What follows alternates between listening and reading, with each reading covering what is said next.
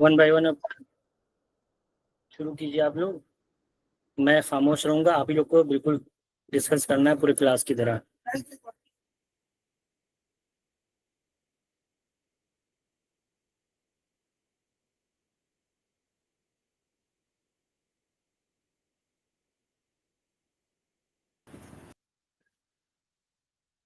चलिए शुरू कर दीजिए आप लोग।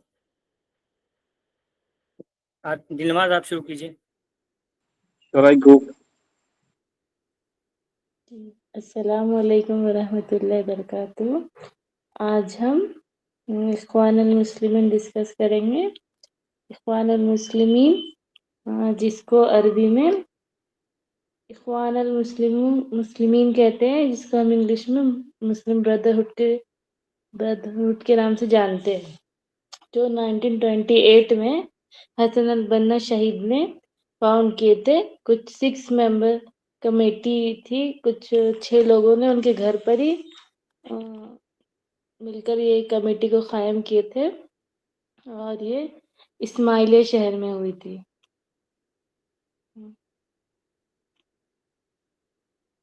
और जब तकरीबन हसन अल बन्ना की एज कुछ अराउंड 20 या 21 होंगी,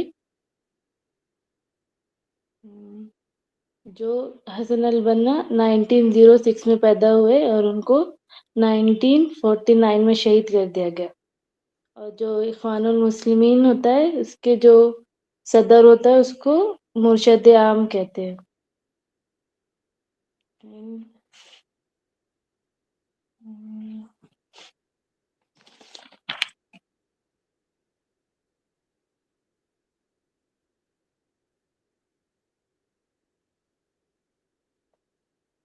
और इख्वानुल मुस्लिमीन स्टार्टिंग में तो उनको पॉलिटिक्स में नहीं था, कि ज़्यादातर लोगों को इम्प्रूवमेंट ही लाना था।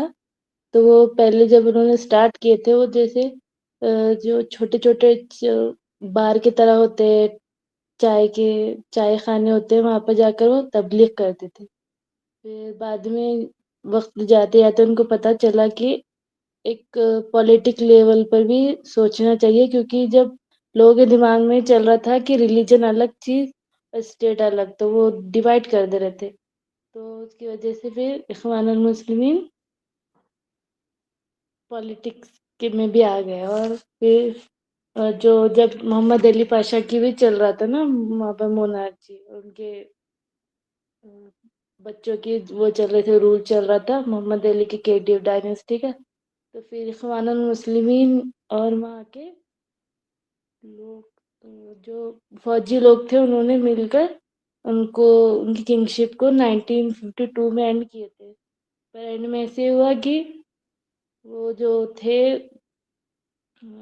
फौजी लोग, जिन्होंने वहाँ पर लेकर आए थे एक डेमोक्रेसी रिपब्लिक लेकर आए थे इजिप्ट में, उन्होंने इख्वान मुस्लिम के खिलाफ हो गए। और फिर इसी तरह उससे पहले ही, जब इजिप्ट आज़ाद होने वाला था, उससे पहले ही 1949 में हसन अल बन्ना को शहीद कर दिए थे। फिर उसके बाद सैयद कुतुब भी इस तहरीक से जुड़ गए थे, जिसके नतीजे में उनको भी शहीद कर दिया गया 1966 में। और पहली मर्तबा पॉलिटिक्स लेवल पर उन्होंने हिस्सा लिए थे, तो उनको 2011 में एक्सेप्ट कर लिया गया था।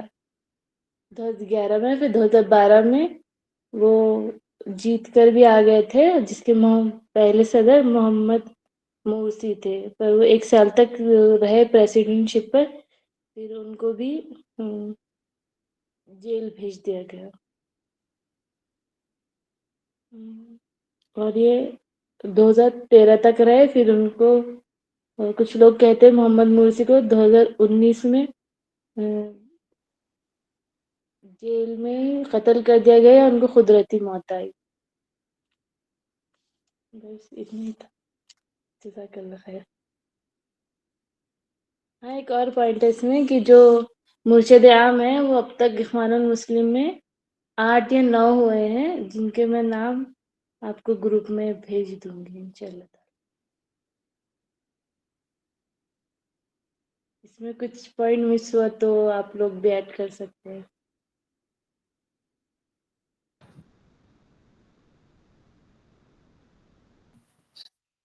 عاتقہ اب آپ کیجیے.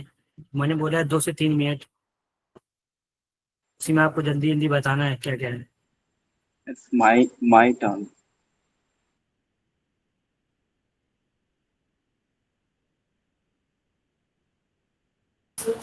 عاتقہ آپ کا مائک آن نہیں ہے.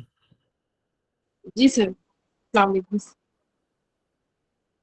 جی آپ نے مجھے ٹاپک دیا تھا سر، جماعت الاسلامیہ، اور اس کے فاؤنڈر ہیں مولانا مودودی صاحب، جنہوں نے یہ موومنٹ اسٹارٹ کری تھی 26 اگست 1941 میں لاہور میں.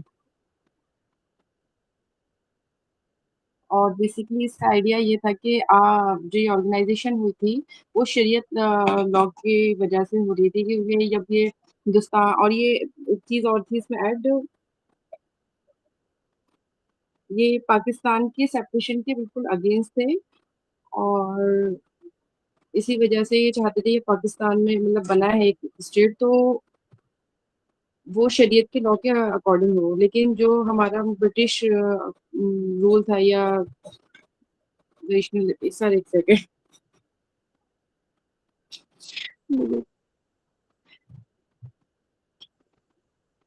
کیپٹلزم، سوشلزم اور لبرلزم کے یہ اگینسٹ تھے. ان کے اکارڈنگ یہ تھا کہ ابھی جو بھی مطلب اسٹیٹ بنے وہ مسلم کے لیے وہ شریعت کے اکارڈنگ ہو، شریعت کے اکارڈنگ ہی پولیٹیکل سسٹم بھی امپلیمنٹ ہو. تو پولیٹیکل سسٹم جو ہوتا وہ اب تک ہمارا اسی طریقے سے چل رہا تھا جو برٹش نے دیا تھا، تو ڈیموکریسی، تو اس کے ہی اگینسٹ تھی. اسی وجہ سے انہوں نے یہ موومنٹ اسٹارٹ کری تھی. بیسکلی سب اتنا ہی لکھا ہے میں نے.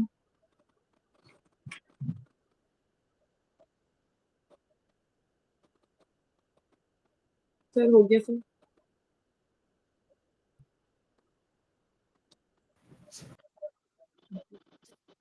جی سر ہو گیا.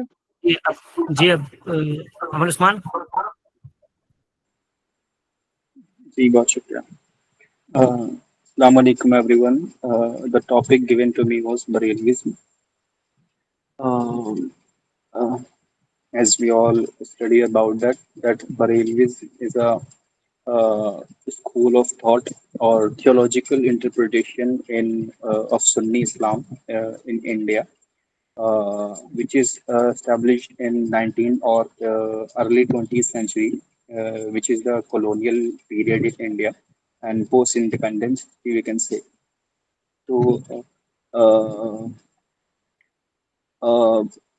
اسی طریقے سے بریلویزم کو اگر ہم بات کریں تو یہ ایک ایسی آئیڈیالوجی، ایسی تھنکنگ تھی جس کے ماننے والے آج انڈیا ہی نہیں بلکہ ناٹ اونلی ان ایشیا بلکہ اراؤنڈ دا گلوب، دنیا کے ہر خطے میں اس کو یہ پائے جاتے ہیں.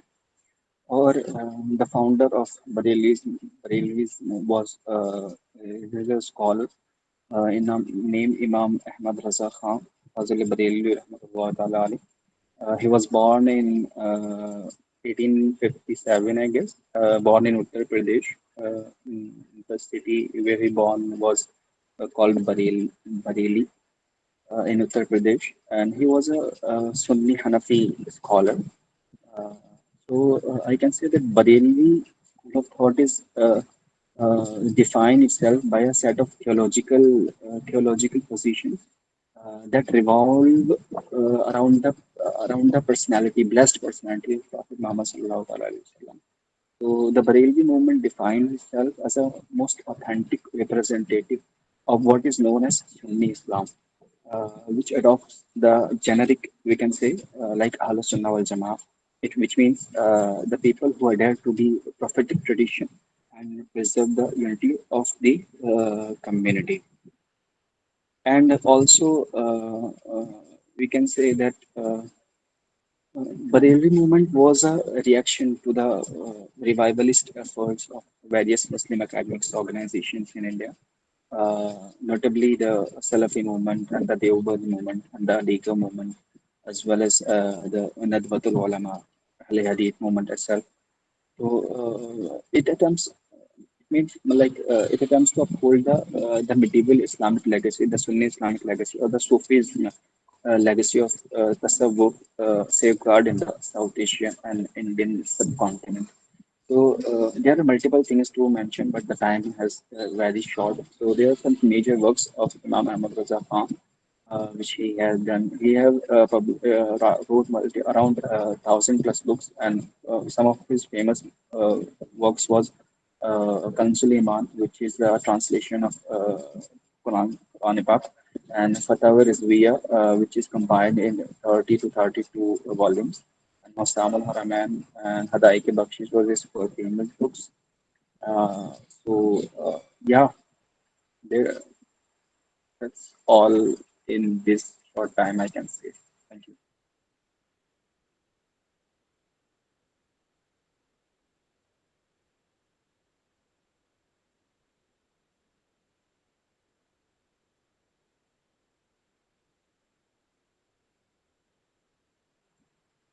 I have done. तो second कोई जा सकता है.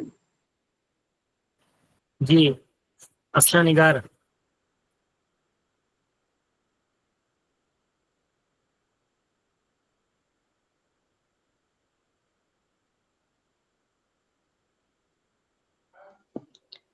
जी फैराजी मूवमेंट के बारे में हम जानेंगे कि वो 1819 में शुरू हुआ था और इसके जो फाउंडर थे वो हाजी शरअतुल्लाह थे और ये ढाका में शुरू हुआ था। और हाजी शरअतुल्लाह के बारे में ये है कि वो 1818 में उनकी पैदाइश हुई थी। और जब वहाँ का जो ये था मतलब ढाका में, तो वहाँ गैर मुस्लिमों का जो असर था वो बहुत ज़्यादा था। तो उनके ज़िंदगी में गैर मुस्लिमों का रिवाज, रसूम, वो सारी चीज़ें वहाँ शामिल थी। और ब्राह्मण जो थे उनका भी वहाँ बहुत ज़्यादा ये था, डोमिनेंट था। तो उस टाइम इन्होंने वहाँ कदम रखा था, मतलब उनकी पैदाइश हुई थी। फिर जब उनका जो एज था 8 साल का, तो उन्होंने अपने उनके वालिद का इंतकाल हो गया था। तो फिर उनके चचा ने उनकी वो परवरिश की। तो उस टाइम उनकी मुलाकात मौलाना बशारत अली से होती है और फिर वो उनके कुरान टीचर बनते हैं और फिर वहीं से फिर उनका वो सफ़र इल्म का शुरू होता है।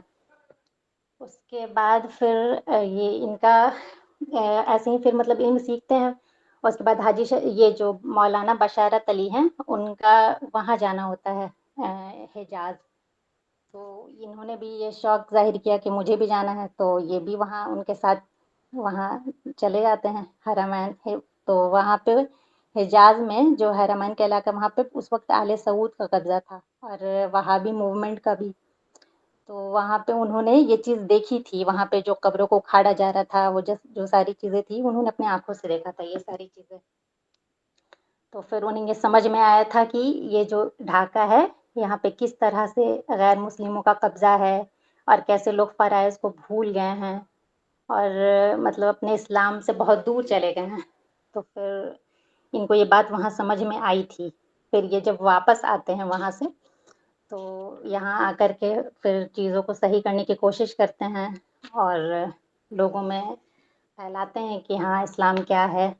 और फिर ये इनका फ़तवा भी रहता है कि ये दारुल हर्ब वाले, कि हिंदुस्तान को दारुल हर्ब का ये फ़तवा देते हैं। उसके बाद फिर बहुत सारी वो ताज़िया का क्रिटिसाइज़ सिस्टम, उसको मना करते हैं, का ताज़िया वाली बात। फिर इनका अलग मस्जिद होता है सेपरेट। उसके बाद फिर वहाँ पे मतलब वो करते हैं सारी चीज़ें जो होती है। और फिर उनके फिर बेटा आते हैं एक, मोहसिन मियाँ, वो जो फिर इनका भी ये रहता है, रोल रहता है। ये 1857 में भी इनका बहुत ज़्यादा इन्होंने अच्छा की रोल प्ले किया था। और इनका भी ये एक बहुत अच्छी बात करते हैं कि जो ज़मीन है वो अल्लाह की ज़मीन है और कोई भी इसका मालिक नहीं होता।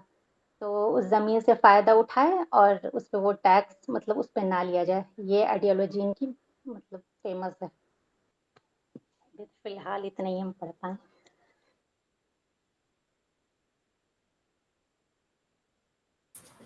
जी, शबे नूर.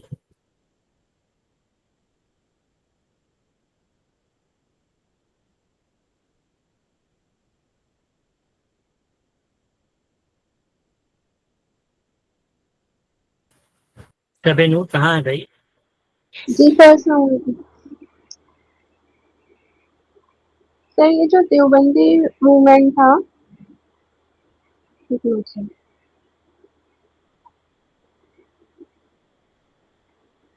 जी, क्या कहे थे आप?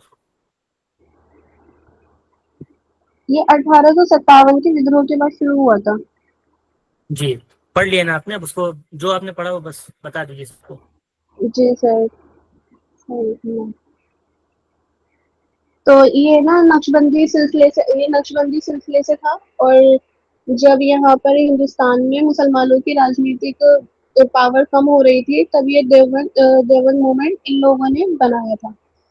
और क्योंकि यहाँ पर बहुत सारे इस्लाम में न्यू वो होने लगे थे, कुछ नई नई चीजें आ गई थी, तो जिस वजह से इन लोगों ने इस मूवमेंट को भी बनाया था और पावर गेन करने के लिए भी बनाया था।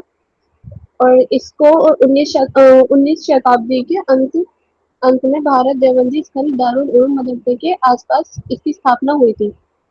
और इसकी स्थापना जो करी थी वो मोहम्मद कासिम ननोतवी, रशीद अहमद गंगोही, अशरफ अली थानवी और खलील अहमद सहारनपुरी ने इस संगठन की स्थापना करी थी, ताकि मुसलमानों को भी जो मुसलमानों की पावर खत्म हो गई है, उस पावर को भी गेन किया जा सके।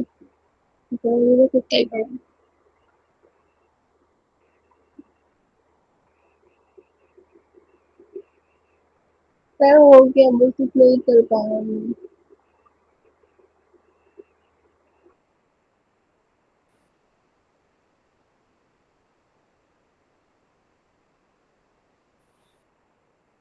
जी, नेक्स्ट अफीफा खातून। अस्सलाम वालेकुम। मेरा टॉपिक है नदवा मूवमेंट। ये 19th सेंचुरी में स्टार्ट होने वाला एक इस्लामिक रिफॉर्म है। ये एक ऐसी इस्लाही तहरीक थी जिसका बुनियादी मकसद इस्लामी मदारिस के निज़ाम और निसाब की इस्लाह और उसे ज़माने के मुताबिक तब्दील करना था। 1857 की जंग के बाद मुसलमानों का हाल कुछ अच्छा नहीं था। उन्हें पस्ती से निकालने के लिए दो बहुत बड़ी लेकिन एक दूसरे के अपोजिट तहरीकें वजूद में आईं। जानते हैं जिसे, एक देवबंद और दूसरी अलीगढ़ तहरीक। लेकिन इन दोनों में इतनी दूरी और तज़ाद था कि खुद मुसलमानों के लिए मसला बन गया। मुसलमान दो ग्रुप्स में बंट गए थे। अलीगढ़ मॉडर्निटी और दुनियावी तालीम को फ़रोग़ दे रहा था और देवबंद कदीम फ़िक्र और दीनी तालीम इख्तियार करने पर ज़ोर दे रहा था। इन्हीं मसाइल को सुलझाने के लिए दारुल उलूम नदवतुल उलमा कायम किया गया, जिसमें इस बात पर फोकस किया गया कि दीनी तालीम यानी उलूम शरिया भी हो और ज़माने की ज़रूरियात का भी ध्यान यानी दुनियावी तालीम भी इख्तियार की जाए, जिससे मुस्लिम्स दोनों फील्ड में मुस्तहकम हो सकें। इसकी शुरुआत 1892 में हुई थी कानपुर में, कई जलसे हुए और उसके बाद 1898 में मौलाना मोहम्मद अली मुंगेरी ने कई उलमा जैसे खलील अहमद सहारनपुरी, ज़हुरुल इस्लाम फतेहपुरी और भी कई के साथ मिलकर रखी और बाद में इसे लखनऊ मुंतकिल कर दिया गया था। इसके प्रोमिनेंट स्कॉलर्स हैं अब्दुल बारी नदवी, अब्दुल हसन अली नदवी और भी हैं। यहाँ से मैगज़ीन्स निकलती हैं कई अलग अलग लैंग्वेजेस में। अरेबिक में है अलबास अल इस्लामी, अर्रायद, और उर्दू की है तामीर हयात। हिंदी के मैगज़ीन निकलती है सच्चा राही और इंग्लिश में फ्रेगरेंस ऑफ ईस्ट। बस इतना ही। जज़ाकल्लाह खैर। माशाल्लाह, बहुत अच्छा। इकरार अली।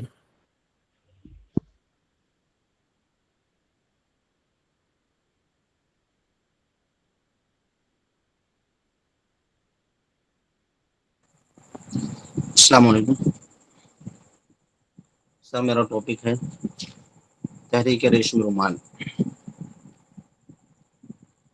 1857 की जंग आज़ादी के बाद गैर मुनक़सिम हिंदुस्तान में मुतअद्दिद दीनी, तालीमी और इस्लाही तहरीकात का आगाज़ हुआ। इनमें से कुछ ख़त्म हो गई और कुछ आज तक बाकी हैं। जो तहरीकात ख़त्म हो गई उनमें दो तहरीकात सबसे मुमताज़ हैं। एक تحریک ریشمی رومال اور دوسری تحریک خلافت.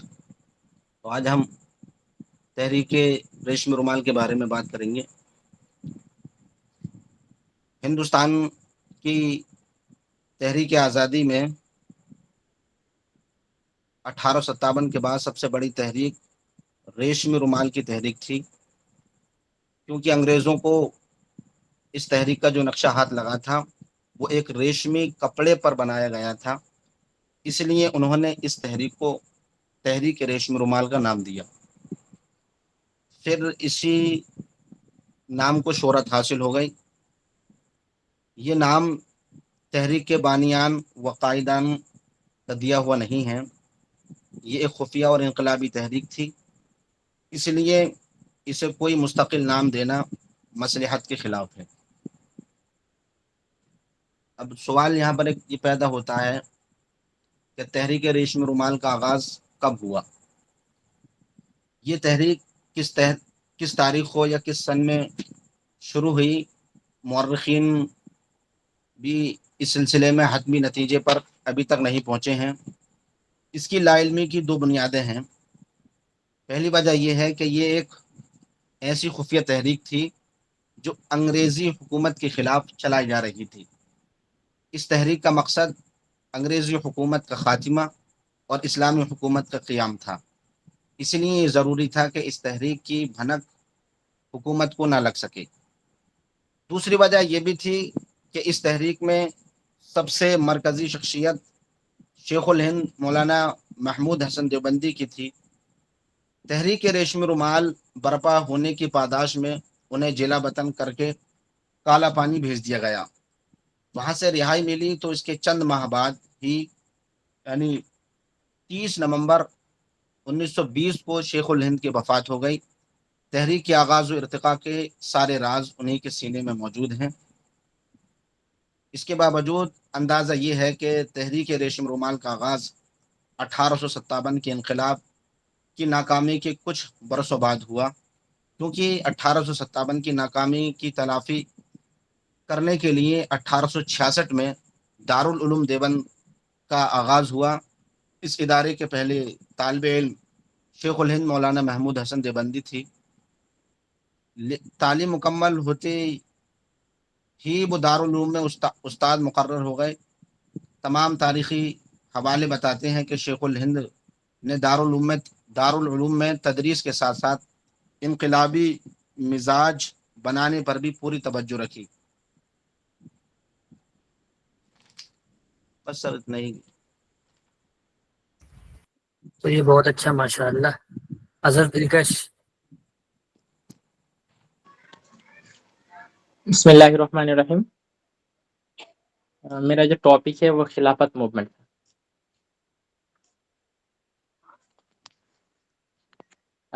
تو بیسیکلی خلافت موومنٹ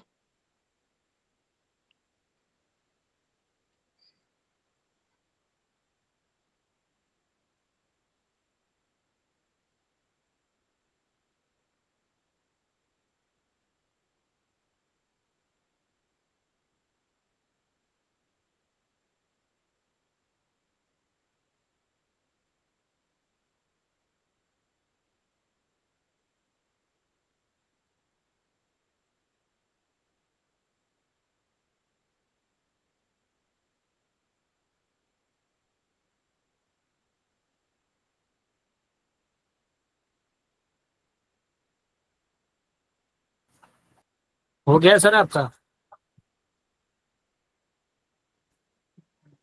جی سر. آپ کا تو شروع ہوتے ہی ختم ہو گیا.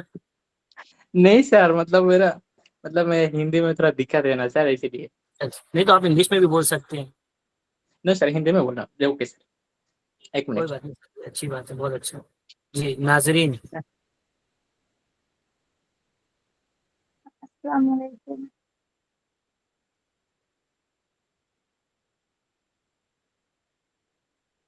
میری آواز آ رہی ہے؟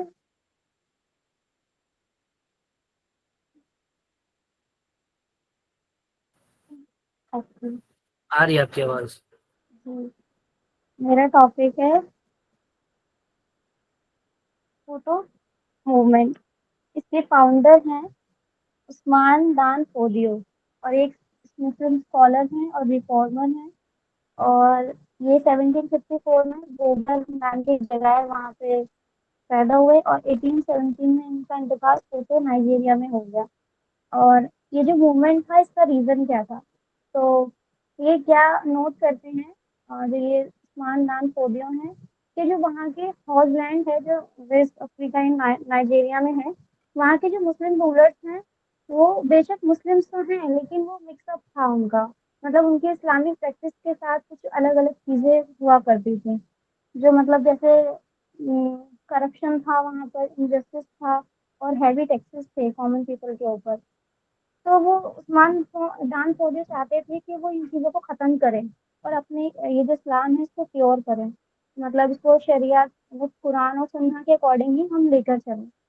تو وہاں پر 1804 میں ایک یہ جو کوڈو موومنٹ ہے یہ 1804 سے 1903 تک رہا ہے، ٹھیک ہے، اور پھر 1804 میں وہاں پہ جہاد یہ اسٹارٹ کرتے ہیں جس کو اسلامک ریفارم اسٹرگل کہتے ہیں، اور یہ اگینسٹ ہوتا ہے کرپٹ جو مطلب رولرس ہیں نا ان کے، اور وہاں پہ بہت فلانی کافی فلانی ہوتے ہیں اور حوضہ اور الگ طرح کے مسلم وہ سب انہیں جوائن کرتے ہیں، ان کا مطلب سپورٹ کرتے ہیں، اور فارمیشن جو ہوتی ہے اس کی وہ جیسے ان کا جہاد میں یہ فتح پا لیتے ہیں ویسے ہی اسٹیبلش کر دیتے ہیں سوٹو کیلیفٹ ان 1809 میں، اور ان کی جو کیپٹل ہوتی ہے وہ سوٹو ہوتی ہے نائجیریا میں، اور جو ان کا جو رول ہوتا ہے وہ اس کے اوپر بیسڈ ہوتا ہے شریعہ لا کے اوپر، اور یہ انہوں نے کیا کرا ہوتا ہے یہ ایمریٹس جو ہوتے ہیں امیر انہیں ڈیوائڈ کر دیتے ہیں، اور ہر امیر اپنے اپنے لوکل اس میں کام کرتا ہے، اور وہ کیلف جو ہوتا ہے مین فوٹو میں اس کے انڈر کام کرتی ہیں،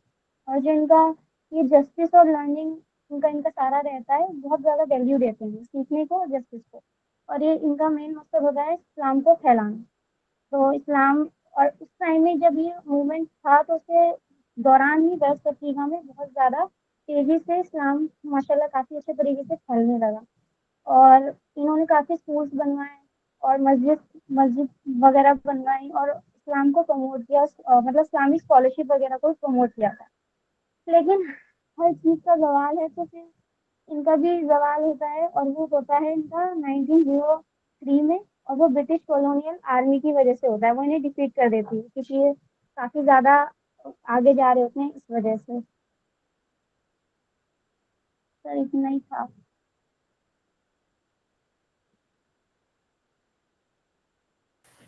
جی ماشاء اللہ بہت اچھا۔ عطا اللہ حبیبی۔ السلام علیکم۔ میرا جو ٹاپک ہے وہ تحریک مجاہدین ہے، تو سید احمد شہید سے ریلیٹڈ ہے۔ شروع میں جو ہے تھوڑے سے ایسے انسان تھے، تو ان کو ایک ساتھی جو ہے دہلی لے کر آ گیا تھا، اور دہلی میں آ کر جو ہے شاہ عبدالعزیز کی مسجد میں حاضر خدمت ہو گئے، اور اس کے بعد پھر انہوں نے کچھ دن سید احمد جو ہے شہید عبد القادر اور شاہ ولی اللہ کی خدمت میں رہے، اور ان کو اکبری مسجد ہے دہلی میں وہاں رہے، وہاں رہنے کے بعد ان کو جو ہے عبدالعزیز سے بیعت ہو گئے، اور ان کو تینوں سلسلہ چشتیہ قادری اور نقشبندیہ میں انہوں نے داخل فرما لیا تھا۔ اسی کے ساتھ ساتھ ان کو جب وہ دینی ماحول میں رہے تو ان کو جو ہے بہت سارے دینی درسیات اور بہت سارے معلومات بھی علوم سے جو ہے واقف ہو گئے تھے، تو کیونکہ پھر ان کا ایک سلسلہ ہو گیا تھا کہ ہمیشہ جو ہے علماء کی مجلس میں بیٹھتے، مفسرین اور محدثین اور فقہا کی صحبت اختیار کرتے تھے، اور ایسی مجلسوں کو پسند کرتے تھے جہاں علم کا چرچا رہتا تھا، کیونکہ ان کا گھر بھی دینی گھرانہ تھا، تو اس لیے اس طرح سے پھر انہوں نے جو ہے شیخ عبد القادر بھی کی خدمت میں بھی رہے، اور وہاں بھی قرآن کی تعلیم پائی اور تزکیہ نفس کی تعلیم پائی، اس طرح سے ان کی خدمت میں رہے۔ اس کے بعد یہ کیا نام ہے عبدالعزیز کی خدمت میں بھی لگ بھگ 2 سال رہے۔ اس طرح سے ان کا یہ سلسلہ پڑھائی کے چلتا رہا، اور آگے پھر ان کو جو ہے نواب امیر خان کے یہاں انہوں نے ملازمت بھی کی، اور ان کے یہاں ایک امیر کی حیثیت سے بھرتی ہوئے۔ جہاد کا جو ان کا سلسلہ شروع ہوتا ہے وہ یہ ہوتا ہے کہ پڑھا رہے تھے تو ایک عورت ان کے پاس آئی اور کہا کہ ہمارے اوپر جو ہے سکھ بہت ظلم کر رہے ہیں، اور ہم جو ہے سکھوں کے بچے جن رہے ہیں، اس لیے جب انہوں نے یہ بات سنی تو آگ بگولے ہو گئے اور کہنے لگے کہ مسلمانوں کے اوپر جو ہے جہاد فرض ہو چکا ہے۔ حالانکہ جہاد کا فرض کیا نام ہے جذبہ ان کے اندر بہت پہلے سے ہی تھا۔ ان کے واقعہ کے بریلی میں ایک مرتبہ ہندو مسلم فساد ہو گیا تھا، ان کی والدہ نماز پڑھتی ہی تھی، تو مسلمانوں کو ساتھ دینے کے لیے اگرچہ بھی ایک کم عمر کے تھے لیکن وہاں گھر سے نکل گئے اور ان کے ساتھ دینے کے لیے چلے گئے۔ تو یہ جذبہ جب انہوں نے دیکھا کہ مسلمانوں کی مسجدوں کی بے حرمتی کی جا رہی ہے، ان کو اور ان کے سارے جو اسلامک ہے جو چیزیں ہیں ان کو پامال کیا جا رہا ہے، تو اس طرح جب عورتوں کو بھی جو ہے عزت کو تار تار کیا جا رہا ہے، انہوں نے کتاب بند کی اور کہا کہ اب مسلمانوں کے اوپر جہاد فرض ہو گیا ہے۔ اس طرح ان کے ساتھ اور ان کے ساتھی جیسے سید احمد شہید کے ساتھ اسماعیل شہید، یہ بھی ان کے ساتھ ہو لی، اور بھی بہت سارے لوگ تھے وہ سب ان کے ساتھ ہو گئے۔ اس تحریک کا مقصد یہ تھا کہ اب اسلامی حکومت کا قیام ہو جائے اور جہاد فی سبیل اللہ کی تلقین لوگوں میں عام کی جائے، اور مسلمانوں میں جو خرافات اور جو بدعات پھیل گئی ہیں ان کا خاتمہ کیا جائے اور حق پرستی کو عام کیا جائے۔ تو اس کے لیے سب سے پہلے انہوں نے اکوڑا میں ایک مقام ہے وہاں پر جنگ لڑی، جہاں سکھوں کو جو ہے شکست کا سامنا کرنا پڑا، اور اس کے بعد پھر ایک اور جنگ ہوئی، اس میں بھی جو ہے ان کو شکست ہوئی سکھوں کو۔ تو ان فتوحات کے بعد ان کو امیر المومنین تسلیم کر لیا گیا سید احمد شہید کو۔ سب سے آخری مار کا جو ہوا بالا کوٹ کا تھا، جو رنجیت سنگھ تھا، وہ انہوں نے چال چلی اور بہت سے پٹھانوں کو اور اپنوں کو ان کے خلاف بھڑکانا شروع کر دیا، جس کی وجہ سے بہت سے لوگوں نے ان کا ساتھ چھوڑ دیا، مگر سید احمد شہید اور شاہ اسماعیل جو ہے مسلسل لڑتے رہے اور کیا نام ہے ان کا مقابلہ کرتے رہے۔ تو اسی میدان میں بالا کوٹ میں سید احمد شہید اور شاہ اسماعیل شہید دونوں شہید ہو گئے۔ شاہ اسماعیل شہید نے بہت ساری کتابیں لکھی، جن میں سے ایک تقویۃ الایمان ہے، جس میں بہت ساری ایسی چیزوں کو بتایا ہے جو اسلام کے نام پر اسلام میں داخل کر لی گئی ہیں، اور بہت ساری چیز ہیں۔ تو اس طرح سے ان کی یہ تحریک چلی اور انہوں نے اس تحریک کو آغاز کیا اور پھر آخر انجام تک اس طرح سے پہنچی۔ جی بس اتنا ہی۔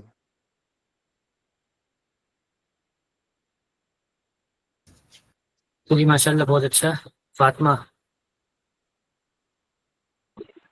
السلام علیکم۔ وعلیکم السلام۔ جی آپ نے کچھ پڑھا ہے مومنٹ؟ جی میرا ٹاپک ہے سکوٹو موومنٹ۔ ٹھیک ہے چلیے۔ یہ 19 سینچری کی ایک موومنٹ ہے، اسلامک ریفارم موومنٹ ہے ویسٹ افریقہ کی، اور اس کے جو فاؤنڈر ہیں وہ ہیں عثمان دان فودیو، اور ان کا ریئل نام تھا عثمان بن محمد۔ اور اس موومنٹ کا جو ایم تھا وہ یہ تھا کہ وہ اسلامک ٹیچنگس کو ریوائیو کرنا چاہتے تھے، اور جو وہاں کے رولرز تھے ان کے ہارش بیہیویئر وغیرہ کو چینج کرنا چاہتے تھے۔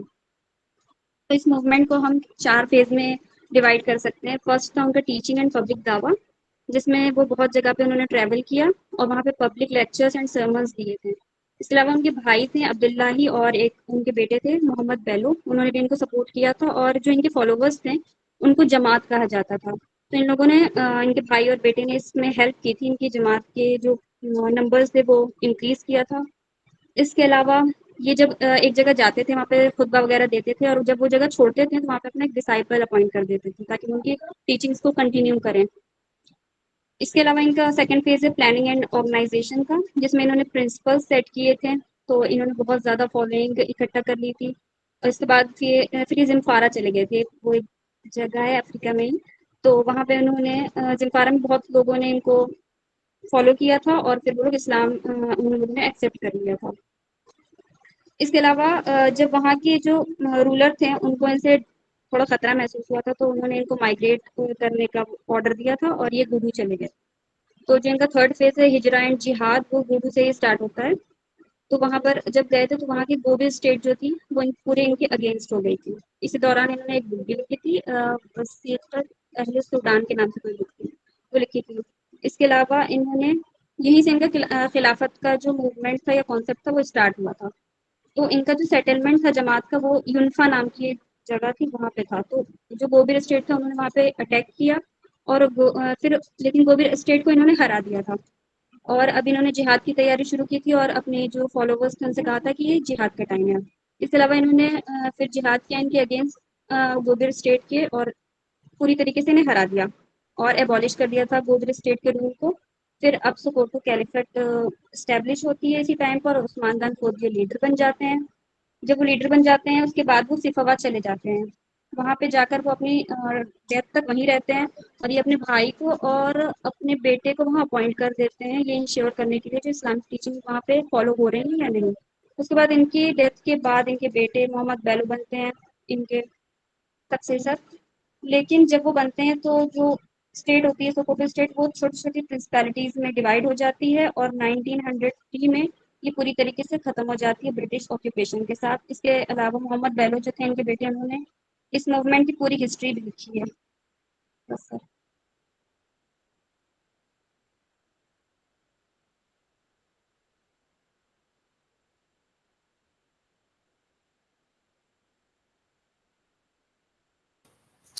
سب کا ہو گیا؟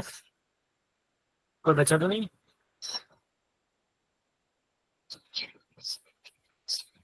چلیے ماشاء اللہ اچھا آپ لوگوں نے کوشش کی ہے اس میں، اس لیے کہ کم ٹائم میں آپ لوگوں کو کچھ چیزیں بتانی تھی وہ آپ لوگوں نے اچھی بتائی ہے ماشاء اللہ.